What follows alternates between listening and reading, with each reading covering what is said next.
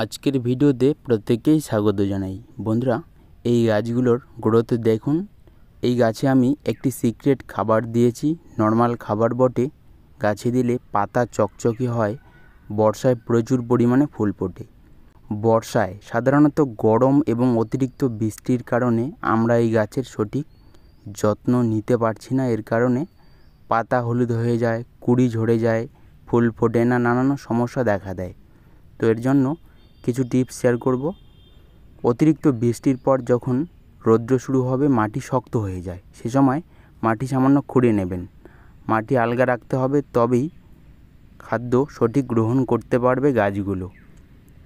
অতিরিক্ত ভেজা মাটিতে সাধারণত খাবার দেবেন না। মাটি একটু শুকনো হলে খুঁড়ে নিয়ে খাবার দিন।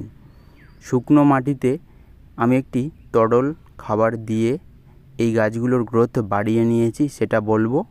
তরল খাবারগুলো খুবই শক্তিশালী হয়, ঘরোয়া যেগুলো রয়েছে তৈরি করে রাখুন আর গাছে দিন, এরকম সুন্দর গ্রোথ হবে। তরল খাবার তৈরির জন্য সবজির খোসাগুলোকে ভিজিয়ে রাখবেন জলের মধ্যে। যত পচবে ভালো কাজ দেবে, নতুন গ্রোথ নেবে গাছগুলো এই খাবার দিয়ে। আমি এখানে সবজির খোসা ভেজানো এই তরল সার দেখুন 2 ভাগ নেব। তো দেখুন এটা একদম তৈরি হয়ে গেছে। 1 সপ্তাহ 10 দিন ভিজিয়ে রেখেছি সবজির খোসা। দ্বিতীয়ত, এই খাবারটিতে আমি 3 ভাগ কলার খোসা, 1 ভাগ সর্ষের খোল একসঙ্গে ভিজিয়ে তরল সারটি তৈরি করেছি। তো এটাকেও আমি একই পরিমাণে নেব। দুটো তরল সার নেওয়া হলে নর্মাল জল সামান্য দিয়ে পুরোটাই একটি গাছে দেওয়া যাবে। এখানে 1 লিটার তরল সার রয়েছে। তো বন্ধুরা, এই খাবারটি 10 দিন পর পর আমি এই গাছগুলোতে দিয়েছি। তবে বৃষ্টি চলাকালীন দেওয়া যাবে না, কোনো লাভ হবে না, টবের নিচে বেরিয়ে যাবে সম্পূর্ণ খাবার। যখন মাটি একটু শুকনো হবে তখন প্রয়োগ করুন। মাসে 3 বার দেখবেন এই নর্মাল গাছগুলো এই খাবার দিয়েই গ্রোথ দ্বিগুণ বৃদ্ধি হবে। তো আমি কিন্তু তরল সারের মধ্যে এটা প্রয়োগ করে থাকি গাছের গ্রোথ বাড়ানোর জন্য। দ্বিতীয়ত, গাছে কুঁড়ি আনার জন্য একটি খাবার প্রয়োগ করতে হবে। এটা হলো রাসায়নিক 10-26-26। এই সার দিলে যে কোনো গাছেই প্রচুর ফুল ফল ধরে। তো দেখুন সামান্য পরিমাণে 1 চা চামচের 4 ভাগের 1 ভাগ মিশিয়ে প্রয়োগ করা যাবে একটি বড় গাছে।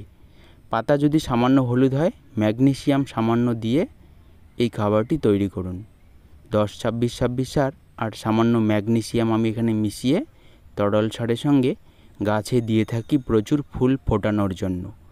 তো দেখুন, বৃষ্টির জল কিংবা এই তরল খাবার দিয়ে গাছগুলো বর্ষায় দ্বিগুণ গ্রোথ বৃদ্ধি হয়। অনেকের গাছে ফুল ফোটে না, তো ফুল ফোটানোর জন্য দিতে হবে এই রাসায়নিক সার দুটো।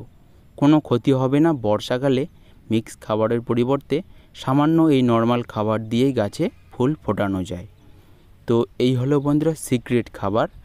নর্মাল তরল সার চালিয়ে যান, মাসে 3 বার করে। সুন্দর গ্রোথ থাকবে এরকম প্রত্যেকটি গাছের। এবং কুঁড়ি না আসার সমস্যা থাকলে সামান্য এই রাসায়নিক সার প্রয়োগ করুন, আর কিছু লাগবে না। দেখবেন অজস্র কুঁড়ি আসা শুরু হবে গাছগুলোতে এরকম। বর্ষা সিজনে আরও কিছু গুরুত্বপূর্ণ পরিচর্যা রয়েছে খাবারের পাশাপাশি। যেমন অতিরিক্ত বৃষ্টি চলাকালীন পরবর্তীতে একটি ভালো কীটনাশক এবং ফাঙ্গিসাইড প্রয়োগ করতে হবে। পাতা সবসময় ভেসে থাকার ফলে পাতায় ফাঙ্গাস লেগে যায়।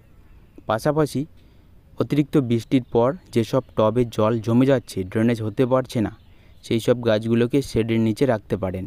কারণ টবে জল জমে থাকলে গাছের নানান সমস্যা হয়, পাতা হলুদ হয়ে যায়, গ্রোথ কমে যায়, সঠিক খাদ্য গ্রহণ করতে পারে না। আপনাদের যদি মনে হয় যে গাছগুলোতে খাদ্য দেওয়ার পরেও গ্রহণ করতে পারছে না, তাহলে সামান্য হিউমিক অ্যাসিড এবং ফাঙ্গিসাইড একসঙ্গে মিশিয়ে গাছের গোড়ায় প্রয়োগ করুন।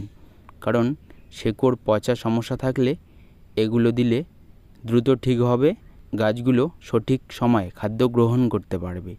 হিউমিক অ্যাসিড অবশ্যই প্রয়োগ করুন বর্ষা সিজনে গাছের গোড়ায়। এই হলো জবা গাছের কিছু গুরুত্বপূর্ণ টিপস। ধন্যবাদ।